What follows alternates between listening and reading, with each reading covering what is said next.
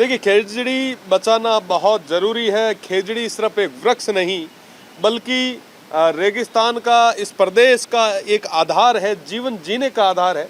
तो मुझे लगता है कि अगर खेजड़ी बचती है तो निश्चित रूप से एक बड़ा इकोसिस्टम जो है हम बचा लेंगे। पर वर्तमान में जिस तरीके से खेजड़ियाँ काटी जा रही है वो बहुत बड़ा चिंता का विषय है।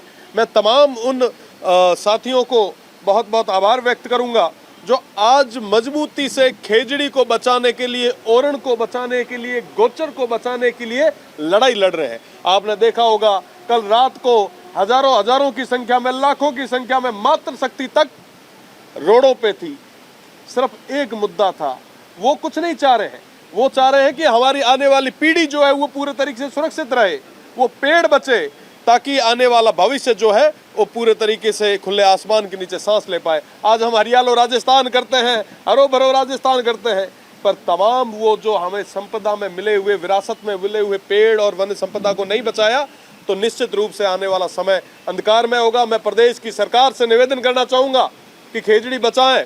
खेजड़ी को बचाने के लिए हमने एक प्राइवेट मेंबर बिल भी इंट्रोड्यूस किया है, जो आज के समय में इन्होंने विधि डिपार्टमेंट को भेज रखा है। आप वो जल्दी मंगवा के आप एक बार देखें, और इस मामले में हमारा भी सहयोग चाहिए तो हम भी पूरे तरीके से साथ हैं। पर अगर समय रहते खेजड़ी को लेके कोई कानून नहीं बनता है तो निश्चित रूप से ये जो आंदोलन है, ये प्रदर्शन है, ये उग्र रूप लेंगे।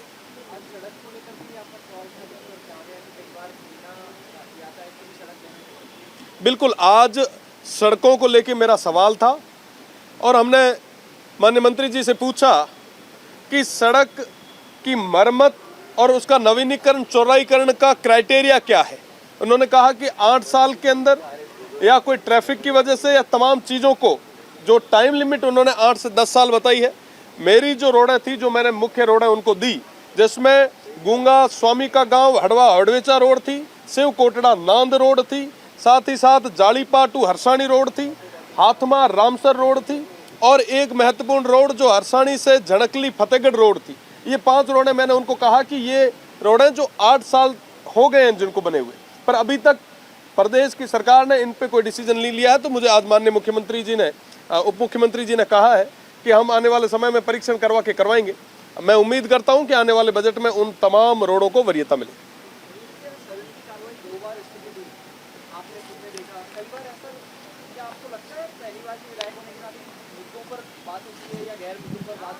देखो, एक चीज स्पष्ट कर देनी चाहूँ, प्रदेश की 8 करोड़ जनता बहुत समझदार है। उन्होंने ठा है कि वो की कर रहा है। मैं पक्ष और विपक्ष दोनों में कहना चाहूँ कि ये जो सदन चले नहीं तो लाखों करोड़ों रुपया ला गया करे, और रुपया वो प्रदेश की जनता रे जेब आया करे टैक्स रे रूप में। अपा हमारी एक नैतिक जिम्मेदारी है कि यहाँ पे ये सदन ना बहुत मजबूती में ना जनहित री भावना ना देखते हुए यहाँ पे चलाओ। पर अगर सदन पक्ष और विपक्ष दोनों मिलकर अगर उसको डिस्टर्ब करते हैं तो निश्चित रूप से जनता का नुकसान हो रहा है और जनता देख रही है।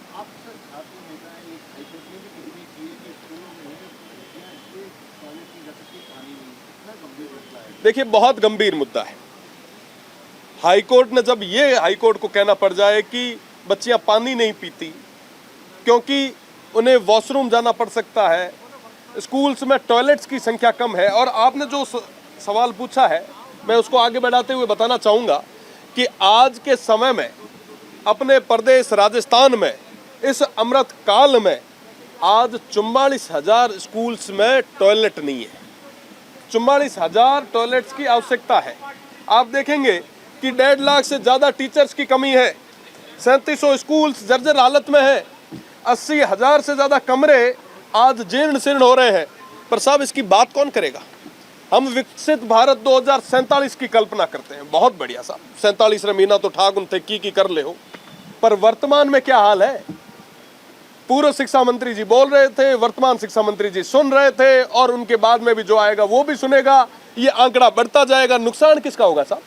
नुकसान आपका, अपना, हमारा, हम सभी की आने वाली पीढ़ी का होगा। हमारे वो भाई जो आर्थिक रूप से मजबूत नहीं है, जो प्राइवेट स्कूल्स में नहीं जा पा रहे, नुकसान उनका होगा। अगर हमारी नींव ही कमजोर रही तो निश्चित रूप से कोई बड़ी इमारत नहीं बन सकती। अगर हमने हमारी आने वाली पीढ़ी को बेहतरीन शिक्षा नहीं दी तो फिर विकसित भारत 2047 रे मीना ठाकुर कोई भगवान आ रही जोर ले तो ठाकुर ने बाकी थेर में तो चौकन। अमूमन मैं आज ये भी कह चुका हूं कि प्रदेश की सरकार एक कानून लाए और कहे उस कानून में कि चाहे कोई पंच हो, सरपंच हो, पार्षद हो, प्रधान हो, विधायक हो, सांसद हो, तमाम सारे लोगों पे अनिवार्यता करे कि साहब सरकारी स्कूल्स में ही पढ़ाना है। आप देखो किस तरीके से ये जो अभी लोकल ट्रेन हो रखी है, ये बुलेट ट्रेन बनती है। आप देखिए तो सही कि अगर अधिकारियों के बच्चे सरकारी स्कूल्स में पढ़ने शुरू हो जाएंगे तो निश्चित रूप से ये सरकारी ढांचा जो है हमारा ये बेहतर हो जाएगा, सही हो सकता है। पर साहब ये रे वास्तव मजबूत इच्छा शक्ति चाहिए। हूँ तो माननीय मुख्यमंत्री जी ने आप चैनल माध्यम में कहना चाहूँ कि आप ऐतिहासिक कदम उठाओ, और अगर ऐतिहासिक कदम आप उठा लियो तो निश्चित रूप में मीना जय जयकार हो जा है। मोदी जी थाना गोडे बुलार गोडे बिठार खानो जिमार धन्यवाद दे है, पेट थपथपा है कि वाकई था जोर काम करे।